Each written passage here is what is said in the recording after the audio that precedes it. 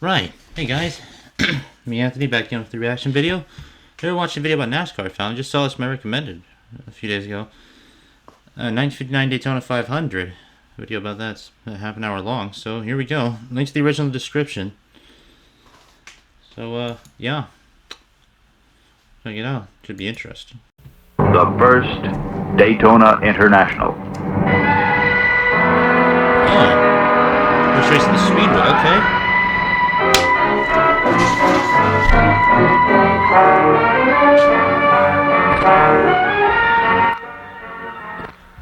The Atlantic hammered smooth the beach at Daytona. There's no captions, by the way. I checked before starting this, so yeah. To provide it. And the surf still echoes to the roaring engines of pioneer drivers racing on nature's straightaway half a century ago. Ransom O. Louis Chevrolet, Henry Ford, Vanderbilt in a Mercedes, Barney Oldfield in a Blitzen Benz, Tommy Milton in a Duesenberg. Then Seagrave's 1,000 horsepower Sunbeam flashed down the beach, and for the first time on land, man reached 200 miles an hour. We have got to the point where literally anybody can build a fully working app without knowing how to code. This is Base 44. This is a first look at the current Malcolm Campbell called his 2,500 horses Bluebird. It flew 276 miles an hour.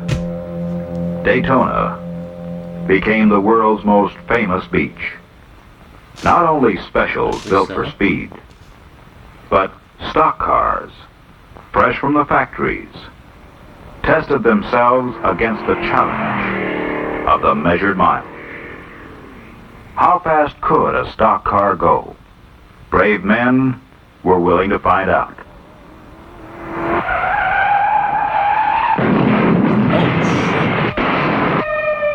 A little too brave for their own good. I wouldn't agree to that. Bill Norcott was saved by a seatbelt and modern auto design. The driver walked away and raced again another year. Testing may touch the edge of disaster, but modern auto design grew by running for the checkered flag on the Great Sand Speedway.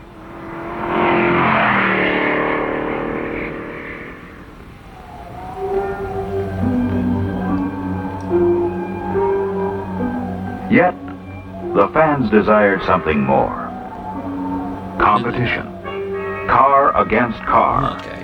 On one of the toughest race courses ever designed. A 2-mile beach straightaway. A narrow asphalt road. Rough. Broken. Fast. To connect them, hairpin turns, where fans would cheer them on.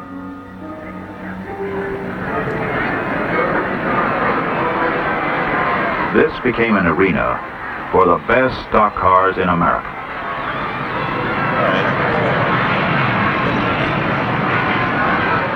Here, the modern American automobile was forged in competition.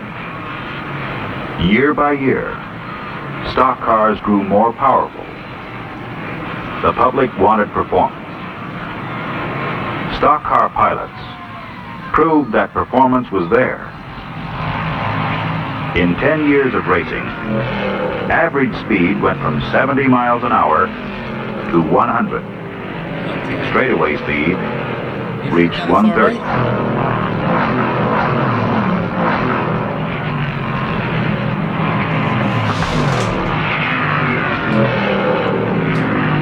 I forgot NASCAR used to let people drive convertibles.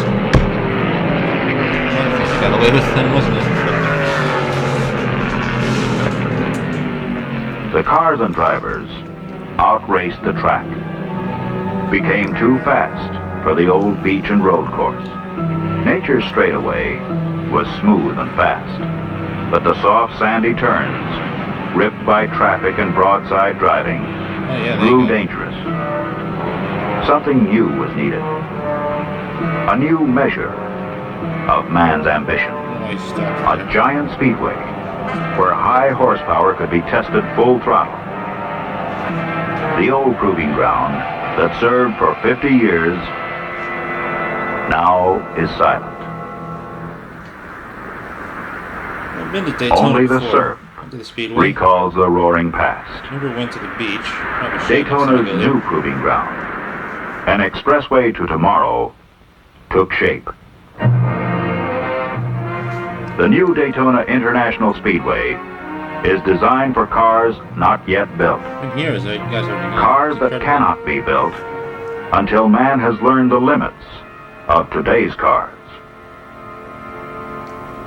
$3 million and 50 years of speed at Daytona built this 2.5 mile speedway.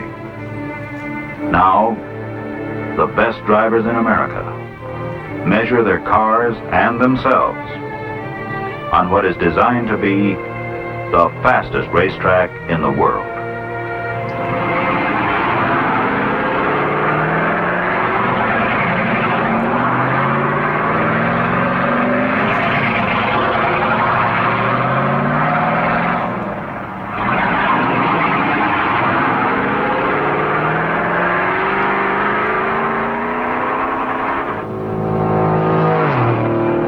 They run the first miles alone, learning the groove, the best way around. Invisible forces inside of the turns, outside of the strain straights. and twist the chassis. The engine threatens to rip itself apart. The wind becomes a living force. I already know the best way around. Inside of the turns, inside of the turns, outside on the straights.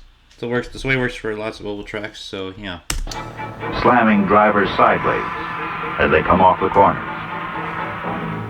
Running alone, they touch 140 miles an hour. Traffic patterns develop. Can they pass in the turns pasted against the asphalt wall? No one knows. Only the brave try to find out.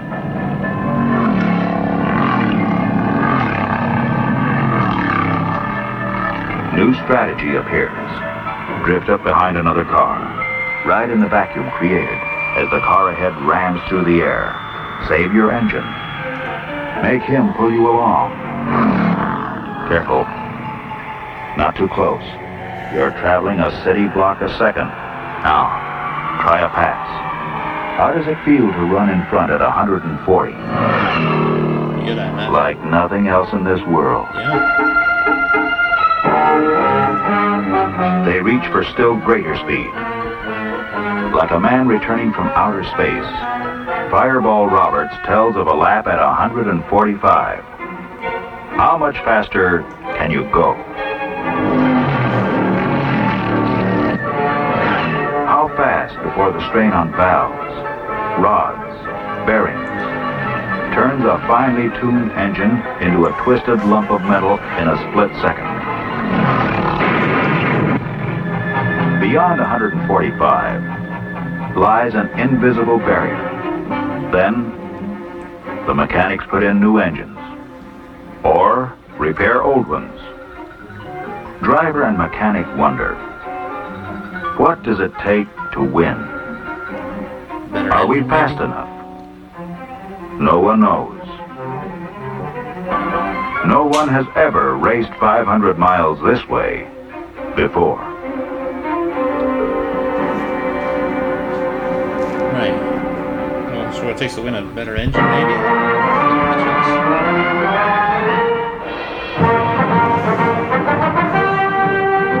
A past day. Bright. Clear. Windless. Just to make sure I understand what's going on, let me check something.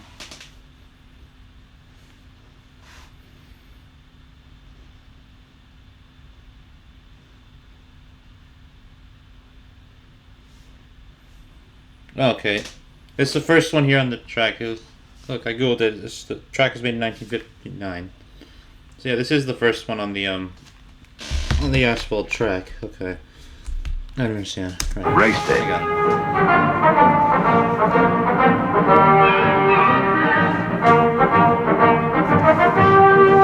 The sound of thunder in the clear sky is man-made.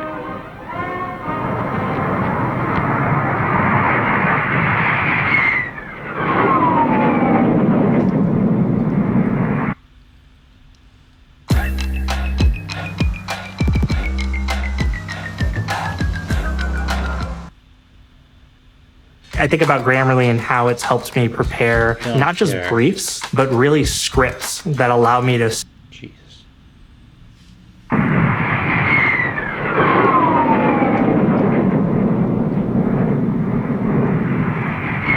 An Air Force salute of speed booming across 450 acres. 47,000 fans. The largest crowd ever gathered at Daytona wait for the fast cars to run.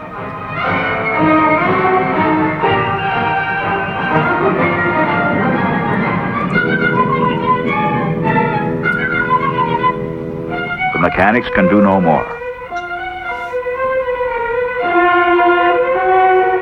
Baby it. Don't beat it. I've spent a month putting it together. Breathe the engine. Watch the tires. Watch yourself. Yeah, pretty good. The last moment. Drivers sharing their knowledge of the track, the common enemy. Rookie Fritz Wilson, veteran Tim Flock, Fireball Roberts. He has a practice lap at 145. And Joe Weatherly, Buck Baker. NASCAR national champion Lee Petty with Richard, his 22-year-old son. Hey, my favorite Together, they do the mechanical work on their cars.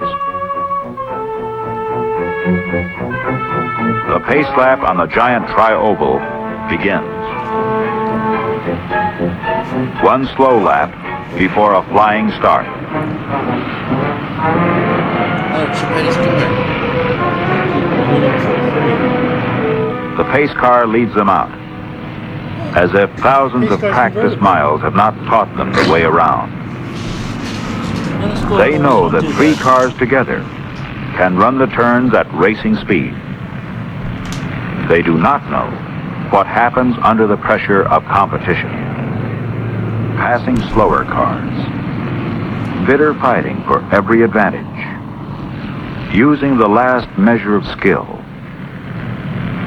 59 cars and their drivers rolling in search of this special knowledge reserved only for them.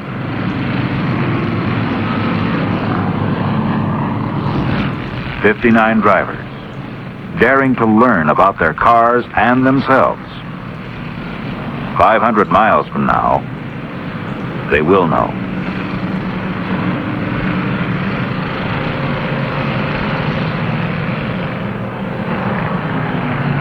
The race is on.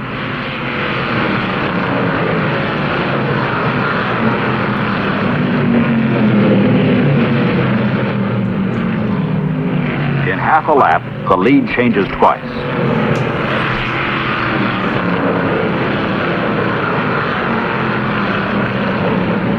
Fritz Wilson, a rookie, leads them through the first turn, setting a car-killing pace to stay in front out of traffic. On the backstretch, Wilson hits 140 miles an hour. Roaring up on the third turn, Wilson has the nerve, but not the experience to keep his foot down, and the lead changes. Bob Wellborn's number 49 sets the pace. Good start. That's it.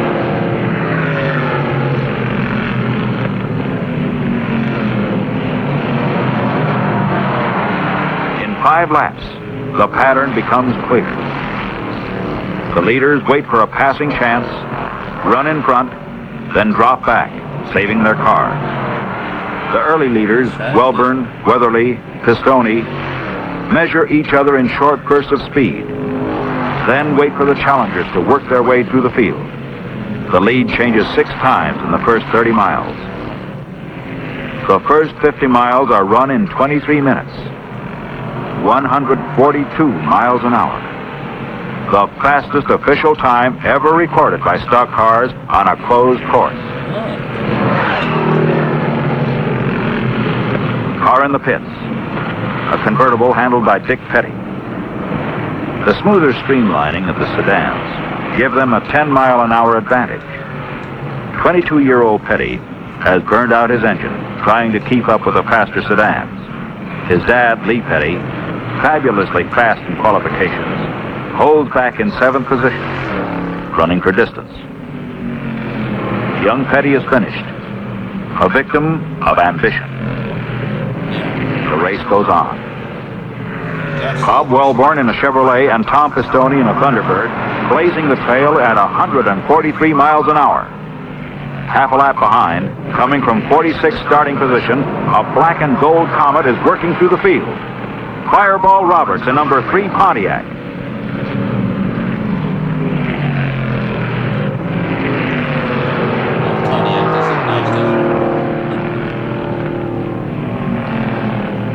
Rim riding at 145 miles an hour. Fireball Roberts has passed 34 cars in one of the most amazing rides ever seen on a racetrack.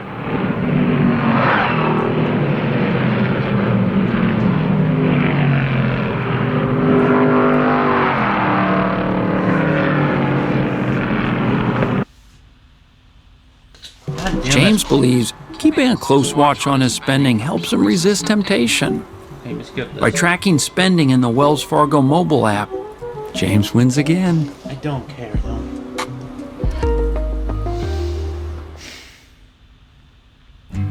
This is too short. Whatever. I'm so happy you came back.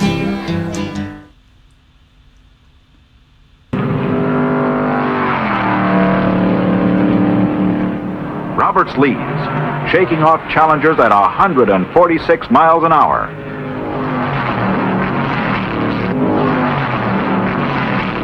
Bob Wellborn, an early leader, in the pits, his engine failing. 12 cars have already left the race. They had early speed, but couldn't make it last. The secrets of why they failed are puzzled out in the quiet leisure of the garage. Half a lap ahead of other frontrunners, Fireball Roberts continues an amazing pace. 146 miles an hour. Scheduled pit stop for fuel and fresh tires begins. Jack Smith brings in his Chevrolet. Fast, smooth driving brought him into 3rd place before his stop. Right behind Smith, Lee Petty roars into the pit. The crafty 44-year-old NASCAR national champion must refuel. Dick Petty signals his father. Young Petty is in charge of his father's pit crew.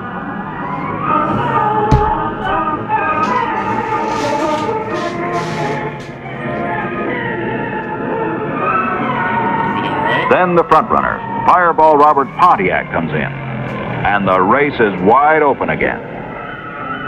As Roberts slows, Jack Smith's Chevrolet is ready to race. Roberts has a full lap lead over Smith. 1 minute and 4 seconds to change tires and refuel.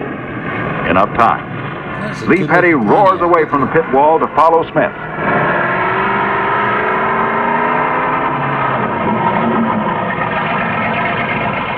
Roberts is underway. Something is wrong. What happened? His engine stalled. Oh. He can't restart. Isn't that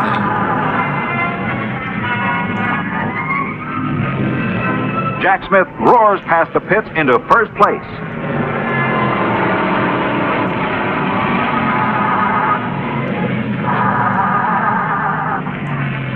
Roberts is out of the race. Fuel pump failure.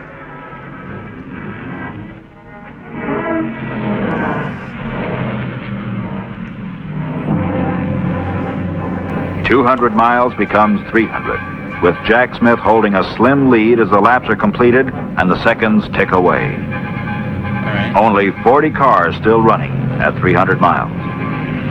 The average speed, 136 miles an hour. A few can run that fast. mile after mile. Many cannot. Some pit stops are 5 minutes long, while mechanics attempt makeshift repairs.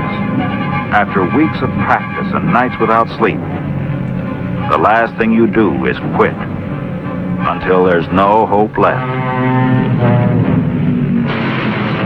And no iron to run with.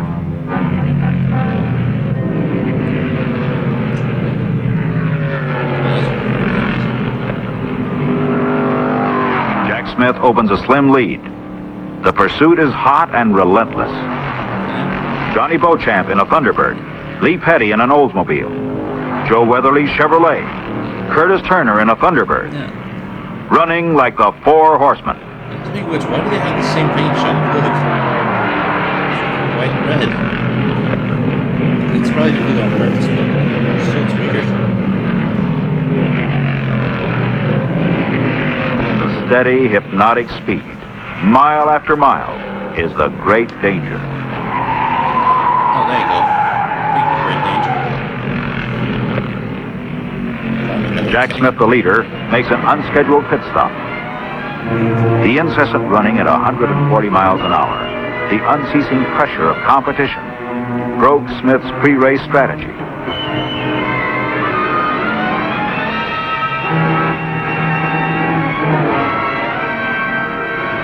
As precious seconds slip away, Lee Petty in number 42 and Johnny Beauchamp in 73 roar into first and second place, with their pit crews whipping them on.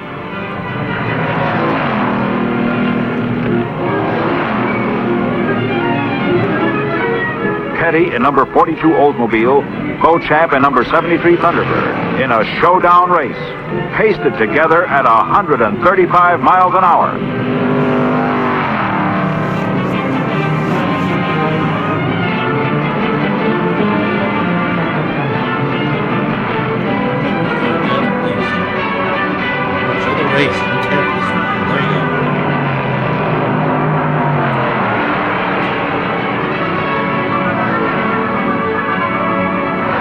Lee Petty, in answer to his son's signal, takes a small lead.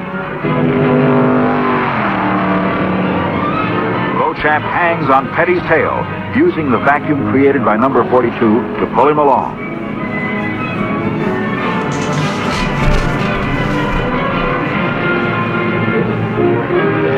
Yeah, Petty, go. Number 48, Joe Weatherly, is a lap behind.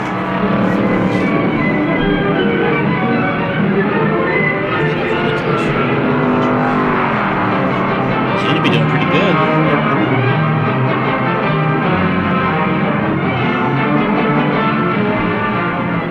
There's the white flag. The leaders enter the last lap in a dead heat. Also, why do so many of them have white paint jumps with red decals? I don't get it.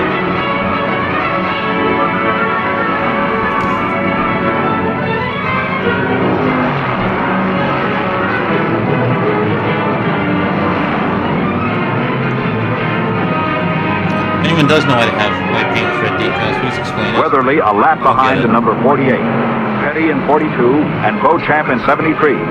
The leaders. 1 mile to go.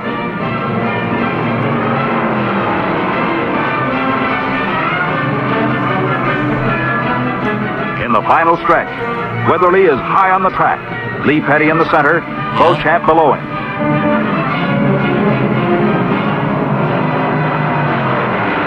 Checkered flag.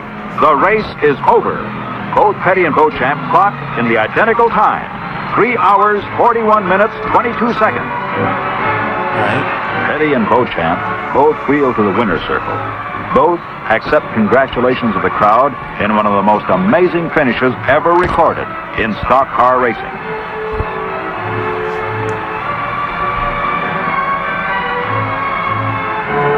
The on-the-spot, unofficial decision went to Beauchamp, pending examination of photos.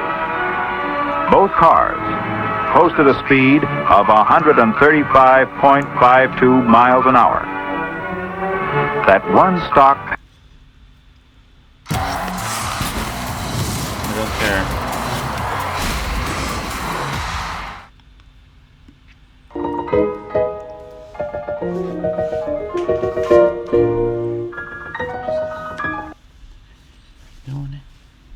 passenger automobile could travel 500 miles at this speed is remarkable. That two could do it borders on the incredible. But Daytona history records an amazing parallel. It was 1902. Alexander Winton and Ransom Olds, the man who gave his name to the Oldsmobile, spent the winter near Daytona Beach. Olds said his car could outrun Winton's. They raced a measured mile to settle the argument, and the result is recorded as a dead heat at 57 miles an hour. Both men were dissatisfied and scheduled a formal 3-day meet in February 1903. The races were advertised as diversion and sport for society people who are guests of the Ormond Hotel. Thus was born racing on the Great Sand Speedway. A dead heat at 57 miles an hour led to a near-dead heat at 135 half a century later. The official decision, based on photos such as this, gave Lee Petty in number 42 the victory by a margin of less than 1 yard. Weatherly in number 48, a lap behind, took 5th place. After 500 miles, Lee Petty's margin of victory was by 1 yard. Lee Petty became the first winner of the first 500-mile event at the Daytona International Speedway.